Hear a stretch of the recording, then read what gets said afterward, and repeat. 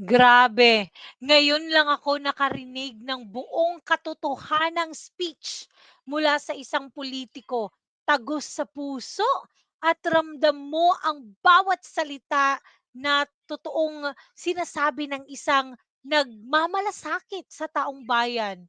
Grabe, mabuhay ka Congressman Egay Erese. Isa kang mabuting tao at makikita mo talagang hindi kurap kasi walang kurap guys na maggaganyan-ganyan, 'no? So eto guys, panoorin natin yung speech niya. Speaker, dear colleagues, nasusunog po ang ating bahay. This house is on fire. Yes, Madam Speaker, this house is on fire. At ang masakit na katotohanan, tayo mismo ang nagsindi ng apoy na ito. Noong mga nakaraang kongreso, may mga apoy na. Ngunit sa 19th Congress, sadyang pinasiklab ang dambuhan ng sunog. At ngayon, naglalagablab na rin ang galit ng sambayanan. Lalo na ng mga kabataan. Pakiramdam nila, sinusunog natin ang kanilang kinabukasan. True. Nakikita nila ang walang habas na pandarambong sa kabila ng kanilang kahirapan. Lumulubog sila sa baha at tanong nila ang kawalan ng gobyerno na dapat sa kanila'y nangangalaga. Samantalang ang mga pinuno at mga pamilya nila ay lantaran ng karangyaan at kapritsyo, Mr. Speaker, Madam Speaker. Kaya't nadadamay po ang lahat. Bawat isa sa atin ay binabatikos sa ating kanya-kanyang mga distrito. Kaya hindi na po pwede ang business as usual. Hindi na pwedeng umasa na lilipas ang galit ng bayan. Hindi na pwedeng pagtakpan. Hindi na pwedeng magturuan. Kailangang isiwalat ang katotohanan, aminin ang pagkukulang, ituwid ang kamalian, at panagutin ang mga lumustay at nagsamantala sa kaban ng bayan. Mga kasama, linisin natin ang ating hanay. Magpatupad tayo ng mga matinding reforma kahit ang kapalit ay sariling pagsasakripisyo. Hindi na pwedeng naidahilan na politika lang ito. Hindi na pwedeng sabihin gawa lang ito ng DDS, ng kaliwa, ng dilawan o pinklawan. Hindi na pwedeng isisi sa DPWH, sa nakarang administrasyon o sa mga kontratista, sapagkat ang pinakamalaking korupsyon na ito ay nagsimula sa ating sariling tahanan noong 19th Congress. Hindi po ako narito para humusga sa kadinuman. Bagkus nais kong kumatok sa inyong mga puso at konsensya. Baka naman sobra na talaga. Naniniwala akong pwede pa tayong magbago ng pananaw. Alalahanin natin sa gitna ng pagdarahop ng ating nila at kasaganaan natin, umaasa pa rin ang marami sa ating mga kababayan na maiaangat natin ang kanilang pamumuhay sa kabila ng ating sa kabila ng kanilang kahirapan. Marami pa rin sa ating mga kababayan na ang turing sa atin ay mga Diyos-Diyosan na kanilang kailangan. The corruption of insertions and diversions may have started in the past administration, but the conflagration unleashed by the 19th Congress is of a magnitude beyond comprehension. Ang mga insertion at diversions na ginawa ng ika-19 na Kongreso ay walang kapantay sa kasaysayan. Isang halimbawa ng mapanlinlang at inabusong anyo ng insertion ginamit upang pondohan ang mga proyektong walang tunay na benepisyo sa mamamayan. Hindi plinano ng gobyerno at ng Pangulo, kundi siniksik para sa pansariling interes ng ilang makapangyarihang individual o pamilya. It's greed gone wild. 1.45 trillion. Yan ang kabuuang halaga ng insertion at diversions noong 2023, 2024 at 2025 General Appropriations Act. Pinondohan ng 19th Congress ang mga proyektong hindi naman bahagi ng panukala ng Pangulo. Ang mga insertion at diversions na ito ay napunta sa mga ghost projects, substandard projects at mga proyektong pumapabor lamang sa mga shrewd businessman na nagkataong naging makapangyarihan na mambabatas. Minsan kong nakausap si dating DPWH Secretary Manny Bonoan. Sabi niya, Egay, maging ang computerized generated maintenance ng mga primary roads sa buong bansa ay binawasan at di pinatawad. Kaya tiyak ang deterioration ng ating mga pangunahing lansangan. Mga insertion na ito ay lumalabas, ibinebenta na hanggang 30%. Para may patupad, dadayain ito o ghost project na lamang. Ang mga pondo binibenta. May proponents na, may traders pa. At sinong gagawa ng mga programa? Yung mga district engineers. Hindi na dumadaan sa pamunuan ng ahensya. Tulad nila, Bryce Hernandez at Henry Alcantara. From 2023 to 2025, 1.45 trillion ang inalis sa Kongreso mula sa program New Appropriation. 395.3 billion noong 2023, 564.5 billion noong 2024, 487.5 billion noong 2025. Grabe. Sa kabuuang 1.04 trillion ang inilipat sa program and appropriations. Mga standby appropriation na para bang blank checks na bukas sa pag-aabuso. At ano nga nangyari? Inabuso at pinagsamantalahan. Bakit? Halos imposibleng matupad ang mga kondisyon para ma-release ang mga unprogram funds. 3 lamang ang pwedeng panggalingan nito. Excess revenues, halos hindi naman nangyayari ito. New sources of revenue, dagdag buwis, himala kung mangyari din. Loan proceeds, utang na naman, baon na ang bayan. Maparaan talaga ang mga tuso. Kaya gumawa sila ng bagong source of revenue. Bukod sa insertions at diversion, kinapa pati idle cash ng mga GOCCs. 60 billion mula sa 89.9 billion ng PhilHealth subsidy at 107 billion mula sa Philippine Deposit Insurance Corporation.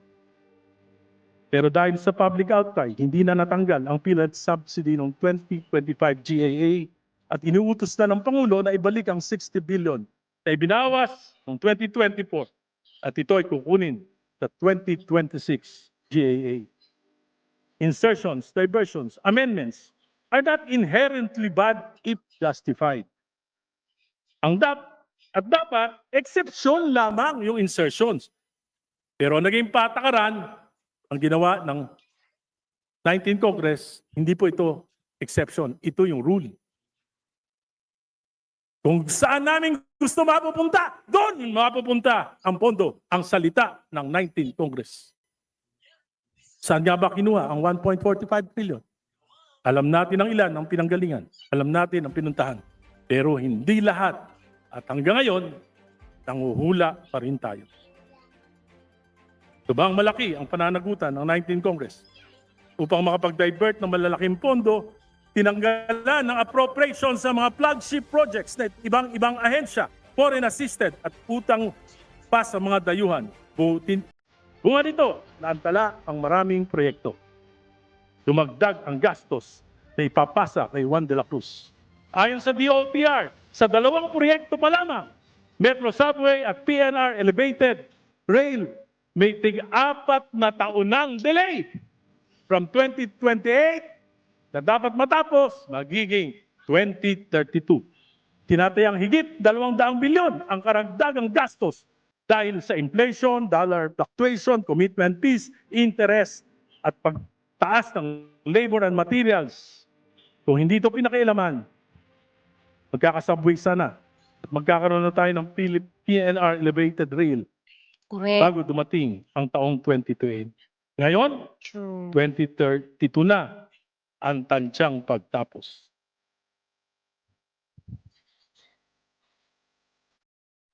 Mr. Speaker, colleagues, let's be honest.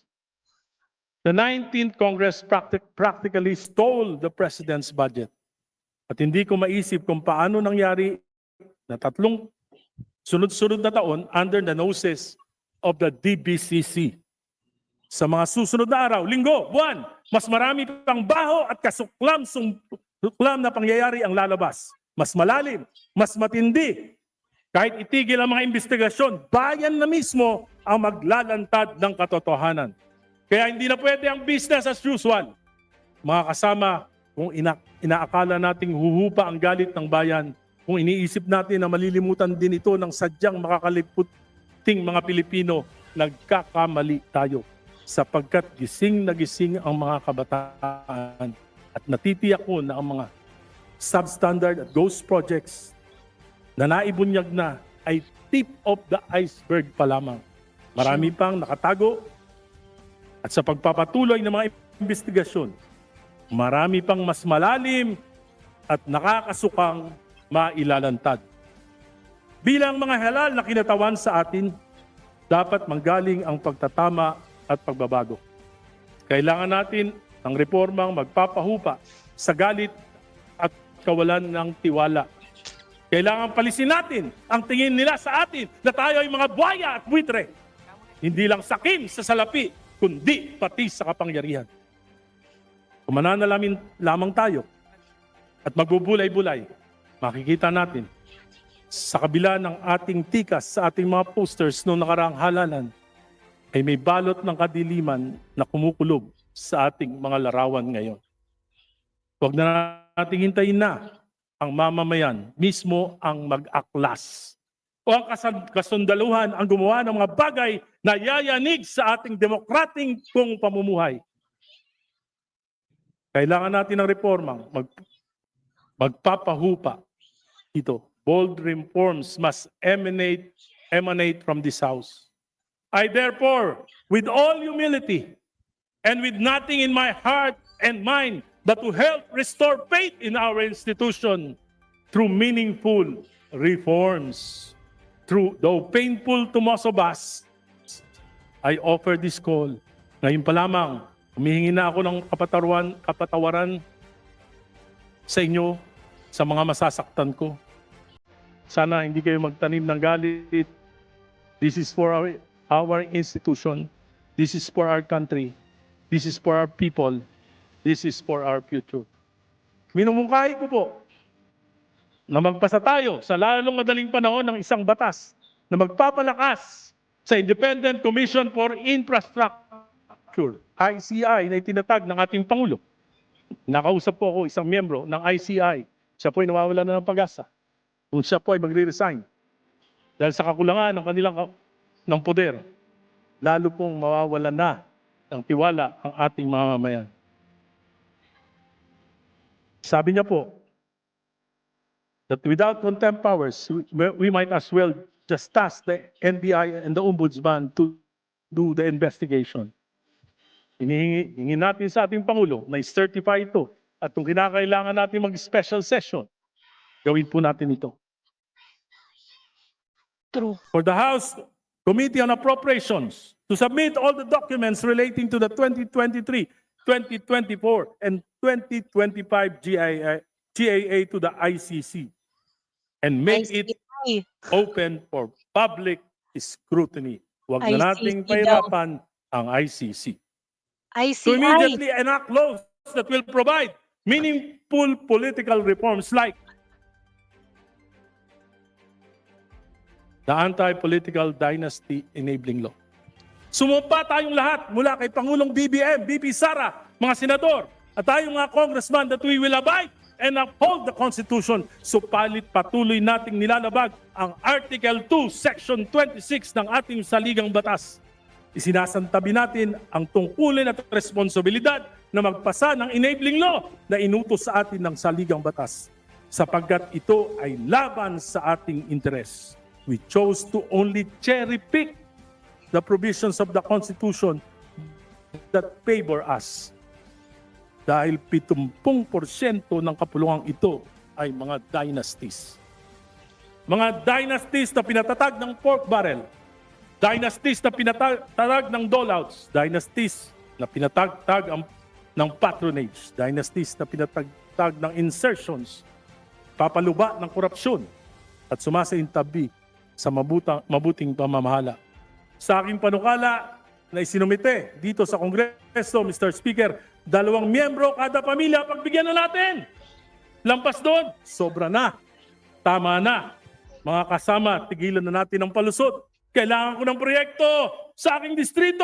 Kailangan ko ng akap. Kailangan ko ng tupad para may maipahamahagi ang asawa ko na gobernador, ang mayor, kapatid kong mayor, ang vice mayor kong anak, ang pinsang May kong we bukal. kindly request the Honorable Erice to please wind up?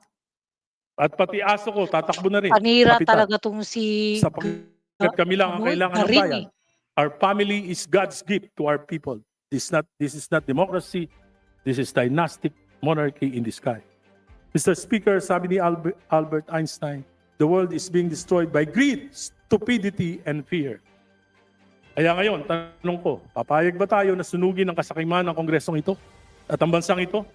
Papayag ba tayo na lukuban ng katangahan ng sambayanan? Papayag ba tayo na alipinin ng takot na mawala ng pondo kung hindi susunod sa makapangyarihan kahit mali? Mr. Speaker, dear colleagues, let us put out this fire before it consumes us all. Mr. President Bongbong Marcos, I believe you are sincere in your anger and disgust. I believe in the sincerity of your tears.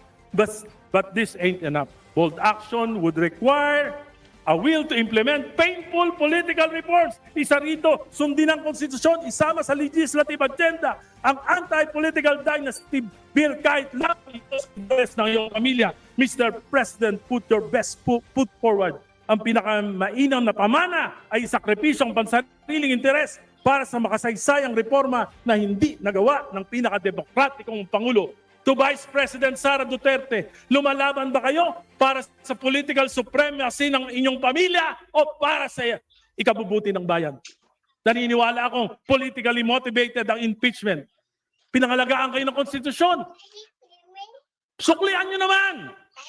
Itaguyod nyo ang Article 2, Section 26 kahit mga hulugan ng pagpapaliit ng kapangyarihan ng inyong dynasty Vice President Sara. Senators, fellow congressman, kung mahal talaga natin ang bansa, oras na para magsakripisyo. Bawasan ang taba ng political dynasties. Ayaw ng Pilipino ng taba. Bawasan ang kasopangan. Bawasan ang kapangyarihan. Lugbok na ang bayan. Salamat po. Magandang hapon sa inyo lang. Majority Leader. Wow. Madam Speaker, I move to refer